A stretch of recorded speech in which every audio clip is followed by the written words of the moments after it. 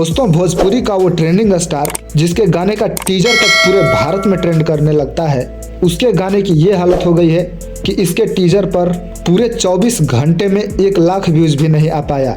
और ये सब हुआ है ग्लोबल म्यूजिक जंक्शन के कारण। जी हाँ दोस्तों, जैसा कि आप जानते हैं खेसारी भैया 2025 सितंबर तक सिर्फ और सिर्फ ग्लोबल म्यूजिक जंक्शन के लिए ही गाना गाएंगे और ये उस कंपनी से एग्रीमेंट के बीच तय हुआ था। इस मामले में सभी को कोर्ट कचहरी में भी जाना पड़ा था।